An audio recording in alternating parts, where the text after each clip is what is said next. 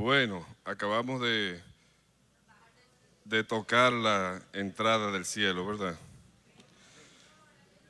Haciendo uso de una facultad que nos dio Dios, que es la de la imaginación, y apoyándonos en lo que revelan las Escrituras, sabemos que un día estaremos en su presencia y dice la Escritura que le veremos tal como Él es, porque seremos semejantes a Él. Gloria a Dios. Mis amados hermanos, tenemos el privilegio y la responsabilidad de compartir una palabra de Dios en esta mañana. No le vamos a tomar mucho tiempo. El día de hoy está reservado especialmente para esta ceremonia que vamos a realizar en el segundo servicio. Pero una cosa sí estoy seguro, que la palabra que vamos a compartir viene directamente de Dios. Así que le voy a pedir que por favor abra su Biblia en el libro de Segunda carta del apóstol Pablo a los Corintios, carta del apóstol Pablo a los Corintios, y en el capítulo 12 vamos a leer los versículos del 7 al 10. Bueno, acompáñeme a leerlo desde el versículo 1, aunque el mensaje está centrado en los versículos del 7 al 10. ¿Lo encontró? Si lo encontró, se puede poner sobre sus pies si le es posible, y lo hacemos siempre para reverenciar la palabra de Dios. Gloria a Dios. Dice así las Escrituras: ciertamente no me conviene gloriarme, pero vendré a las visiones y a las revelaciones del Señor. Conozco a un hombre en Cristo que hace 14 años, si en el cuerpo, no lo sé. Si fuera del cuerpo, no lo sé. Dios lo sabe. Fue arrebatado hasta el tercer cielo. Y conozco al tal hombre, si en el cuerpo o fuera del cuerpo, no lo sé. Dios lo sabe. Que fue arrebatado al paraíso, donde oyó palabras inefables que no le es dado al hombre expresar. De tal hombre me gloriaré. Pero de mí mismo en nada me gloriaré, sino en mis debilidades. Sin embargo, si quisiera gloriarme, no sería insensato, porque diría la verdad. Pero lo dejo para que nadie piense de mí más de lo que en mí ve y oye de mí. Y para que la grandeza de las revelaciones no me exaltase desmedidamente, me fue dado un aguijón en mi carne, un mensajero de Satanás que me abofetee, para que no me enaltezca sobremanera, respecto a lo cual 3 veces he rogado al Señor que lo quite de mí, y me ha dicho: bástate mi gracia, porque mi poder se perfecciona en la debilidad. Por tanto, de buena gana me gloriaré más bien en mis debilidades, para que repose sobre mí el poder de Cristo. Por lo cual, por amor a Cristo, me gozo en las debilidades, en afrentas, en necesidades, en persecuciones, en angustias, porque cuando soy débil, entonces soy fuerte. Padre, gracias te damos por esta tu palabra, y una vez más te pedimos, Señor, que hables a nuestras vidas a través de ella. En el nombre de Jesús. Amén y amén. ¿Se puede sentar? En la carrera de la vida y en la carrera profesional y en la carrera ministerial, no existe nada más peligroso para el ego del ser humano que el éxito. El éxito tiene la característica de inflar el ego del hombre. Sea en cualquiera de las áreas en las que tengamos éxitos, el éxito tiende a inflar nuestro ego de la misma manera que el helio infla un globo. Así que, ¿qué hacemos cuando Dios está usando poderosamente a un hombre o a una mujer para controlar que ese éxito no le infle el ego de manera tal que se despegue de la tierra y se crea ser la cuarta persona de la Trinidad? ¿Qué hace Dios para garantizar que aquellos a quienes Él ha decidido usar poderosamente, ese éxito, gracias, ese éxito ministerial no se convierta precisamente en el principal tropiezo que haga que ese hombre o esa mujer se pierda delante de Dios.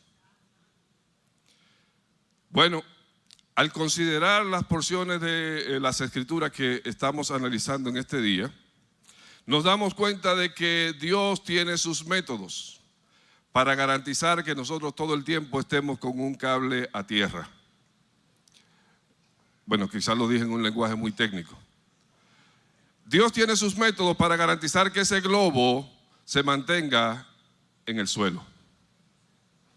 Y esos métodos son un contrapeso. Pero ese contrapeso, cuando nosotros lo estamos viendo desde el punto de vista humano, desde la perspectiva humana, es muy, pero muy molestoso. Esta carta, la segunda carta del apóstol Pablo a los Corintios, fue escrita para Pablo defender su ministerio. A pesar de que los corintios eran la principal prueba de su apostolado, porque él era quien había fundado aquella iglesia, a pesar de eso, habían penetrado allá una serie de falsos maestros que estaban cuestionando el llamado apostólico del apóstol Pablo. Y esto obligó a Pablo a escribirles esta carta en la que tuvo que defender su llamado apostólico. Ustedes notan en los versículos que leímos que muchas veces se menciona la palabra gloriarse, gloriarse, gloriarse, gloriarse. Pablo escribe esta carta para defender la autenticidad de su ministerio y oigan cómo les dice en el capítulo 3, los versículos 1 y 2. Si usted lo tiene, lo puede buscar conmigo. Segunda carta del apóstol Pablo a los Corintios, capítulo 3, versículos 1 y 2. Dice: ¿comenzaré otra vez a recomendarnos a nosotros mismos? ¿O tenemos necesidad, como algunos, de cartas de recomendación para vosotros? ¿O de recomendación de vosotros? Nuestras cartas sois vosotros, escritas en nuestros corazones, conocidas y leídas por todos los hombres. O sea, la prueba de que yo soy un apóstol de Jesucristo son ustedes mismos. Es lo que le está diciendo el apóstol Pablo.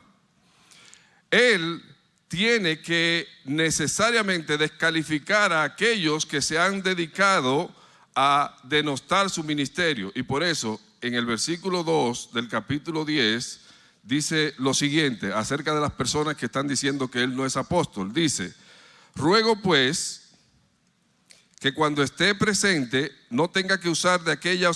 No, estoy leyendo mal, perdón. Capítulo 10, versículo 12. Capítulo 10, versículo 12 dice: porque no nos atrevemos a contarnos ni a compararnos con algunos que se alaban a sí mismos, pero ellos, midiéndose a sí mismos por sí mismos y comparándose consigo mismos, no son juiciosos.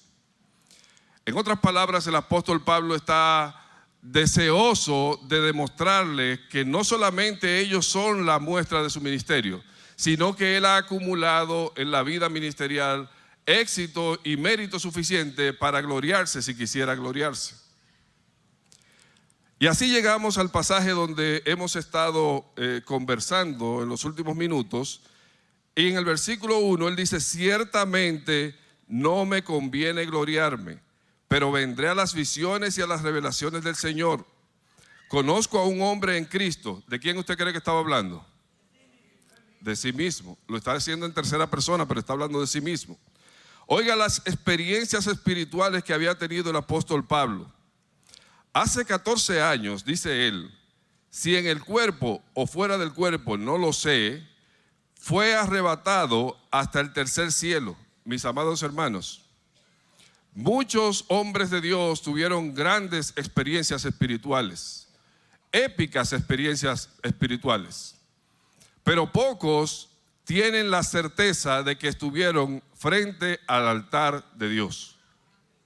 Recordamos, por ejemplo, el caso de Isaías. Usted lo ha leído, ¿verdad? Isaías dice que vio el trono alto y sublime. ¿Y qué pasó en ese momento? Dijo: ay de mí, porque mis ojos han visto al Altísimo.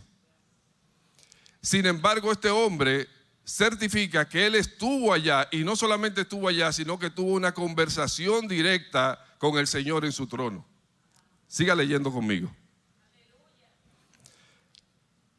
Y conozco al tal hombre, versículo 3, si en el cuerpo o fuera del cuerpo, no lo sé, Dios lo sabe, que fue arrebatado al paraíso, donde oyó palabras inefables que no le es dado al hombre expresar. ¿Se imagina usted? ¿Se imagina usted que Dios lo selecciona a usted para tener la única entrevista directa que Él va a dar a los hombres, y se la va a dar a usted y le va a decir estas palabras, ningún hombre la puede escuchar? ¿Cómo se sentiría usted? ¿Cómo se sentiría? Me recordó Titi ahora una expresión que decía mi papá.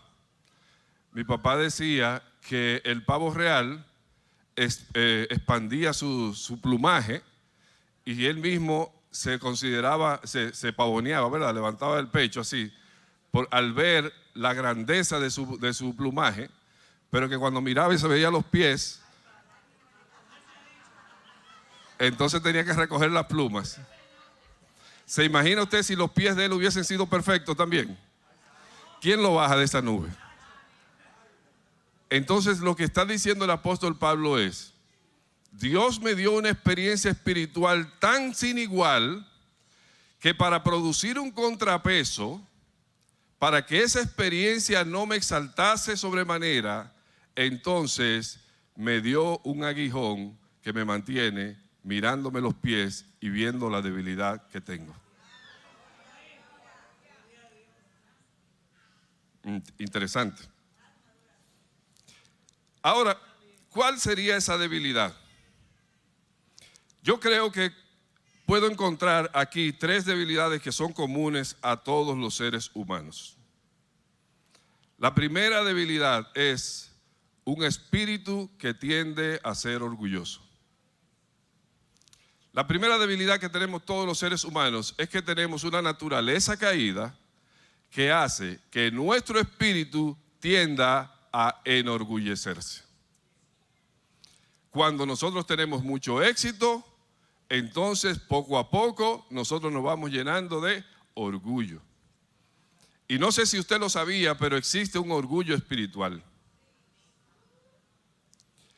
Existe un orgullo de hacernos pensar que porque nosotros estamos cumpliendo con los propósitos de Dios para nuestra vida, aunque sea medianamente, entonces nosotros hemos acumulado mérito suficiente para poder pararnos de pie delante de Dios y decir como el fariseo, gracias que yo no soy como uno de estos. Eso es orgullo espiritual. Yo he escuchado a personas ufanándose de lo mucho que oran. He escuchado a personas ufanándose de lo mucho que ayunan. He escuchado a personas ufanándose de lo humilde que son.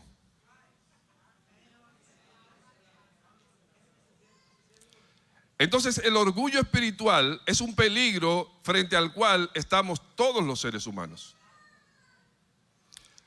Algunos estamos más expuestos que otros, como el caso del apóstol Pablo. ¿Por qué él estaba más expuesto al orgullo espiritual que otros? Porque Dios lo estaba usando poderosamente. El apóstol Pablo era el hombre del momento. Y el apóstol Pablo venía de tener mucho éxito en su vida anterior.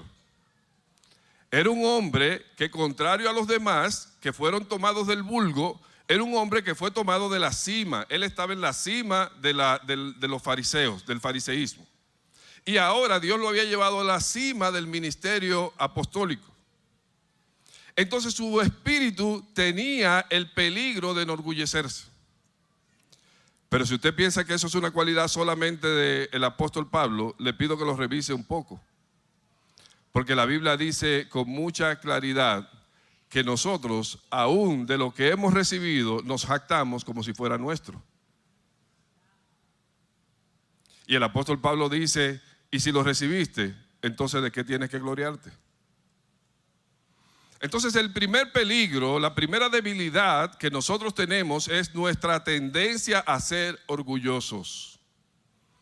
El orgullo es tan peligroso, dice Proverbios capítulo 16, versículo 18, dice, antes del quebrantamiento es la soberbia y antes de la caída la altivez de espíritu. El orgullo es tan peligroso que cuando el apóstol Pablo le está dando las recomendaciones a Timoteo acerca de las características que debe tener un ministro, le dice que no sea nuevo, no sea que se envanezca y enorgulleciéndose caiga en la misma condenación de Satanás. El orgullo es el más peligroso de los pecados porque es un pecado espiritual. No es un pecado que se produce en el área física, sino que se produce en el espíritu. ¿No me cree? ¿Cuál fue el pecado de Satanás? El orgullo. ¿Cómo fue que él dijo? Subiré y seré semejante al Altísimo. Seré semejante al Altísimo. ¿Cuál fue el problema de Nabucodonosor? ¿No es esta la gran Babilonia que yo he edificado para gloria de mi nombre y por el poder de mi fuerza? ¿Y cuánto peligro hay de que un hombre de Dios diga, no es esta la gran iglesia que yo he construido con el poder de mi fuerza? ¿No es este el gran ministerio que yo he construido? Entonces el orgullo es peligroso. Ay, santo. Alabe a Dios, alabe a Dios. La segunda debilidad que le es común a Pablo y a todos los hombres es la fragilidad del cuerpo y la vulnerabilidad de nuestra salud. Un pequeño virus microscópico paralizó la humanidad. Porque lamentablemente mientras estemos en esta tierra tenemos un cuerpo físico vulnerable. Entonces el apóstol Pablo llama a este problema, cual que sea, que no sabemos exactamente cuál fuera, le llama un aguijón en mi carne. Yo quiero dividirlo en dos. Porque él le llama aguijón en mi carne y le llama también mensajero de Satanás. Entonces yo quiero dividirlo en dos. Vamos a asumir que el aguijón en la carne es una situación, es una condición o es algún problema que le causa mucho dolor físico. Pero este problema no solamente le causa dolor físico, sino que es persistente. O puede ser que sea permanente. ¿Qué cómodo se siente usted cuando usted tiene esa situación?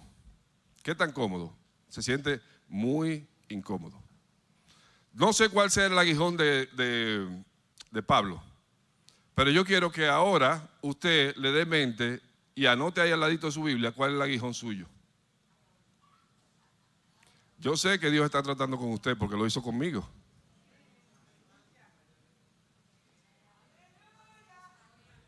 Ya se le fue el gozo. Ya se le fue el gozo a los hermanos. Se acordaron de su aguijón. Estábamos como el pavo ahí, ¿verdad? Y nos miramos los pies ahora.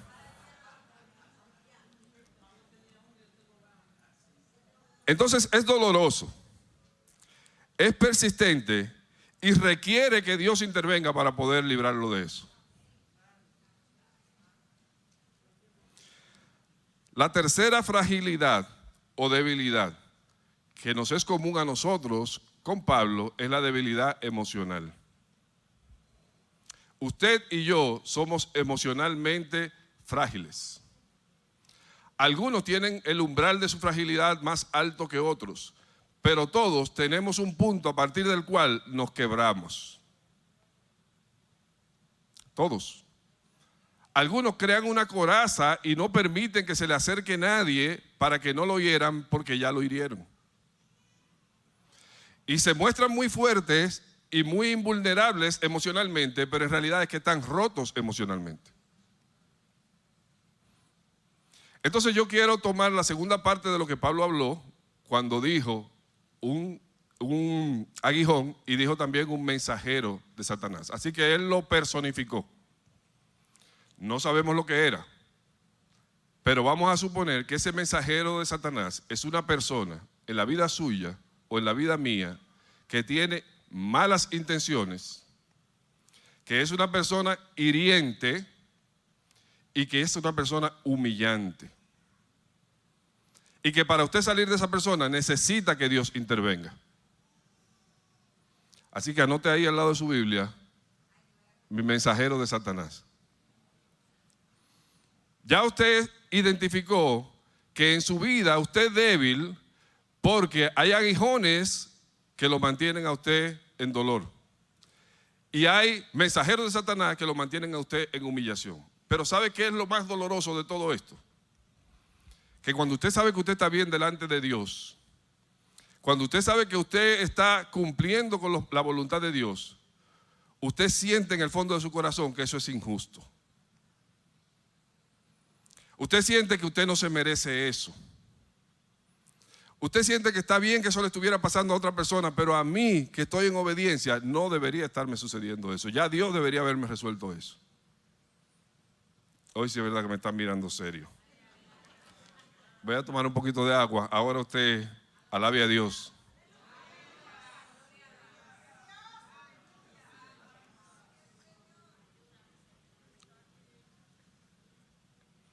Y como usted siente que usted no se merece esa situación, que usted no se merece esa condición, que ya Dios debería habérsela quitado, entonces usted va delante de Dios. Y aquí vemos entonces la manera en que el apóstol Pablo pudo cambiar la perspectiva que tenía acerca de ese problema o de esos problemas, porque él siguió los pasos que yo le voy a recomendar a usted que siga si usted está viviendo esa situación. El primero de ellos es, echó mano del recurso de la oración. La oración es el método que Dios estableció para que sus hijos se comuniquen con Él. Pero la oración tiene un poder especial. Es que en la oración usted no solamente tiene abierta la línea de comunicación con Dios, sino que en la oración usted tiene oportunidad de que Dios lo ayude a entrar en la voluntad de Él. El tiempo de oración es un tiempo especial porque cuando derramamos nuestra alma delante de Dios, tenemos no solamente el consuelo de que ya se lo presentamos a Él, sino que dice la Escritura que el Espíritu de Dios nos fortalece. Así que el primer recurso para convertir nuestra debilidad en fortaleza es la oración. Si tú hablas con Dios, dice la alabanza, las cosas cambiarán orando. Fue Dios quien estableció que aunque Él conoce todas nuestras necesidades, vayamos delante de Él y se las presentemos. Fue Dios quien estableció que podemos acercarnos confiadamente al trono de la gracia para hallar gracia y alcanzar misericordia para el oportuno socorro. Así que la oración es el primer recurso del que nosotros debemos echar mano cuando sabemos que estamos siendo vulnerados en áreas en las que somos débiles. La Biblia no dice cuánto tiempo le duró este problema a Pablo antes de ir a Dios en oración, pero sí dice con claridad que él llevó el problema en oración 3 veces a Dios. Dice el comentarista Matthew Henry acerca de este punto: la oración nos es dada para ir a la presencia de Dios en medio de los problemas. Y los problemas se nos quedan para que sigamos insistiendo en oración. Entonces, mis amados hermanos, hay un recurso con el que usted y yo contamos que el mundo no cuenta con él. Y este hombre, en medio de esta debilidad, se acercó al trono de la gracia y fue a pedir en 3 ocasiones que lo quitara de él. Yo digo que si fue a pedirlo en 3 ocasiones, quiere decir que el problema era molestoso. Porque hay cosas por las que usted ora y después ya hasta se le olvidan. Pero cuando es molestoso, usted ora y ora y ora y persiste en la oración. ¿Qué sucede? ¿Cuál fue la respuesta de parte de Dios? Vaya conmigo ahí al versículo 8. Respecto a lo cual, 3 veces he rogado al Señor que lo quite de mí. ¿Y cuál fue la respuesta? Versículo 9. Y me ha dicho, bástate mi gracia, porque mi poder se perfecciona en la debilidad. Bástate mi gracia. Piénsalo, mi hermano. Pablo sabía que Dios tenía el poder para quitarle esa aflicción. Pero cuando va donde él, la primera ocasión no le respondió. La segunda ocasión tampoco. Y la tercera, entonces le dijo: Pablo, lo único que tú necesitas es mi gracia. Olvídate de eso. Entonces yo me pongo a pensar, ¿qué papel juega la gracia frente a una situación permanentemente dolorosa, permanentemente humillante y permanentemente afligiéndonos? ¿Qué papel juega la gracia? Bueno, la gracia puede jugar uno de los siguientes papeles. El primero, te puede quitar ese problema. La gracia de Dios puede de un momento a otro, llegaste un día y ya se te olvidó aquel problema porque Dios te lo quitó por completo. Eso pasó con los israelitas cuando Dios le dijo: a esos egipcios que habéis visto, nunca más para siempre los veréis. Pero hay otro papel que juega la gracia. La gracia nos da la fortaleza para seguir adelante a pesar del problema. Y cuando nosotros recibimos la fortaleza para seguir adelante a pesar del problema, entonces pasa algo más. Lo que pasa es que entonces comienza a verse en tu debilidad la gloria de Dios. En mi debilidad comienza a verse, a asomar la gloria de Dios. Porque todo el que te ve va a decir: pero ese no es fulano. Fulano que tiene esta condición, esta condición, esta condición, y mira cómo Dios lo ha prosperado. Fulano que tiene tal situación, tal situación, tal situación, y mira cómo Dios lo ha mantenido. Y esa no es fulana, que a esta hora debía estar muerta, y mírala donde está viva. Entonces, esa dosis de gracias que el Señor te da para poder sobrellevar esa dificultad hace que a los ojos de todo el mundo el nombre de tu Señor sea magnificado. Gloria a Dios. Gloria a Dios.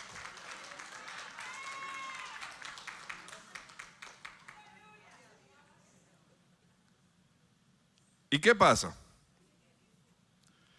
Que a partir de ahí, a partir de escuchar una palabra de parte de Dios, diciéndole: no te voy a quitar el problema, pero te voy a dar gracia suficiente para sobrellevarlo, a partir de ahí, la perspectiva de Pablo cambió. Y por eso es que ustedes ven, volvamos atrás, que al hablar de este problema que él tenía, versículo 7, él sabe perfectamente por qué tenía ese problema. ¿Qué dice el versículo 7? Para que la grandeza de las revelaciones no me exaltase desmedidamente. Y dice: me fue dado. ¿Usted sabe lo que quiere decir eso? Esta aflicción es un regalo de Dios. Este problema, este aguijón, esta persona, este mensajero de Satanás es un regalo de Dios. Me fue dado como contrapeso para que la grandeza de las revelaciones no me lleve a mí de una manera, el ego, de manera tal que me separe completamente de Dios. Mientras tengamos esa situación, mientras tengamos esa aflicción, estaremos cada vez más tentados a orar. Estaremos cada vez más tentados a mantenernos cerca de aquel que nos puede mantener la fortaleza en medio de la situación. De manera que es un regalo. Y a partir de ahí el apóstol Pablo ya lo vio diferente. Y usted no encuentra ninguna queja del apóstol Pablo. Al contrario, oiga como dice: me fue dado, se me regaló, se me concedió, se podría traducir. Se me concedió este contrapeso para que Dios evite que yo me enaltezca sobremanera. Ahora usted sabe qué es lo que hacemos la mayoría de nosotros, pastor.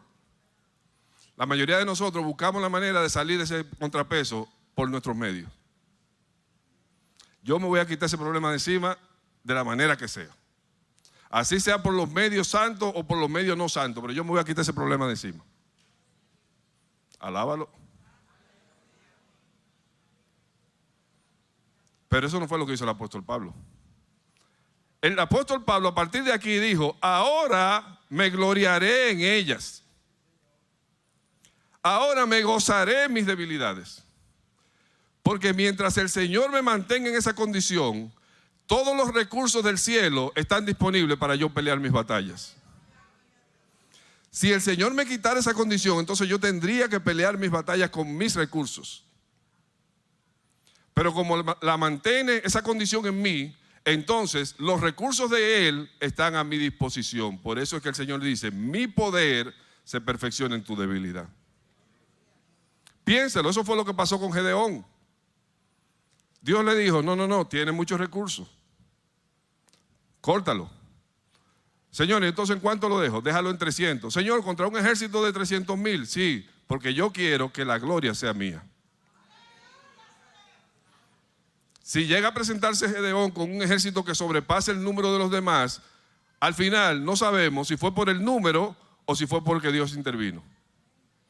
Pero cuando Dios permite que en tu vida se mantengan situaciones, condiciones, relaciones que te mantienen débil, al final todo el mundo se da cuenta de que es la gloria de Dios que está brillando sobre tu vida.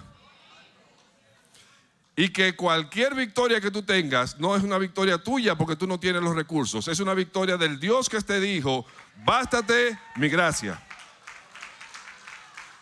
Mi alma adora a Dios. Bástate mi gracia. Así que, ¿qué fue lo que cambió la perspectiva que Pablo tenía de una perspectiva humana, de un problema, a una perspectiva divina de un recurso? Lo que lo cambió fue la palabra que Dios le dio. Y yo quiero que en este día usted se vaya de este lugar con esa misma palabra. Personalmente, yo sé cuál es mi aguijón y yo sé cuál es el mensajero de Satanás. Pero personalmente hice un compromiso antes de llegar aquí. Y se lo voy a decir a usted para si le sirve a usted para usted hacerlo también. No me quejo más. No me quejo más.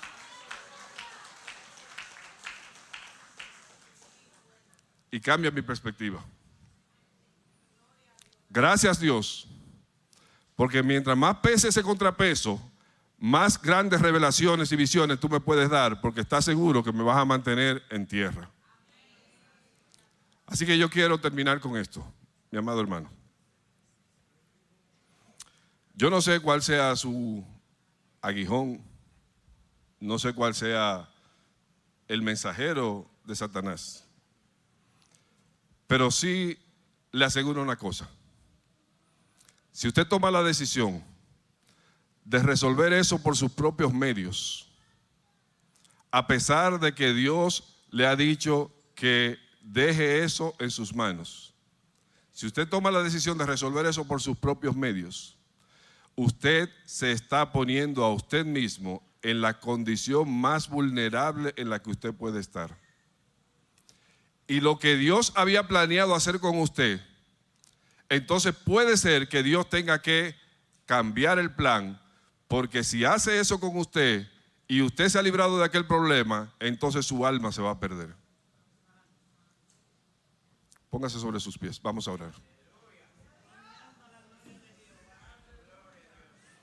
Todos nosotros somos débiles, pero aquellos que somos capaces de encontrar fortaleza en Cristo, somos débiles, pero al mismo tiempo fuertes. ¿Y por qué fuertes? Porque ya no peleamos con nuestras armas, no tenemos, sino que peleamos con las armas de aquel que nos dijo, bástate mi gracia, mi poder se perfecciona en tu debilidad. Así que yo quiero orar y quiero aprovechar si hay alguien en este lugar que no conozca al Señor Jesucristo, que no tenga una relación personal con el Señor Jesucristo, quiero decirle que si usted quiere que las verdades que hemos hablado aquí se apliquen a su vida, tiene que entrar en esa familia. Si usted no está en el redil, si usted no es parte del reino de Dios, entonces usted solamente tiene sus recursos para pelear sus batallas. Pero si usted entra al redil, si usted acepta al Señor Jesucristo como su Señor y Salvador, si hoy se arrepiente de sus pecados y viene a Él en oración y ruego, le aseguro a usted que independientemente de sus debilidades, usted va a comenzar a ser fuerte a partir de hoy. ¿Hay alguien en este lugar que acepte ese llamado? ¿Hay alguien que diga, sí, lo entendí, yo lo creo y necesito los recursos del cielo para pelear mi batalla? ¿Hay alguien? ¿No hay nadie? Entonces yo quiero orar por todos aquellos que necesitan un cambio de perspectiva sobre su debilidad. Aquellos que han comprendido en el día de hoy que la voluntad de Dios no es quitarle ese aguijón, ni apartarle ese mensajero de Satanás, sino que la voluntad de Dios es usarlo con gracia, con poder y con autoridad, y para eso necesita dejarle un contrapeso en su vida. Si usted está en esa condición, yo quiero orar por usted también. No tiene que pasar al frente, yo voy a orar. Buen Dios y Padre nuestro, Señor, te damos gracias. Gracias por tu palabra, Señor. Señor, aquellos que hemos comprendido, Señor, que tu gracia es suficiente. Aquellos que hemos comprendido, Señor, que tu poder se perfecciona en nuestra debilidad en este día. Queremos que como a Pablo nos ayudes a cambiar de perspectiva, Señor. Que podamos hallarle propósito al sufrimiento que nos está causando esta situación, Señor. Y que a partir de hoy, Señor, nos gloriemos en nuestra debilidad, porque sabemos que cuando somos débiles, entonces somos fuertes. Gracias por tu palabra, oh Dios. Y gracias por ministrar a nuestras vidas a través de tu Espíritu. En el nombre de Jesús. Amén y amén. Dios le bendiga, Dios le guarde y al nombre de Cristo.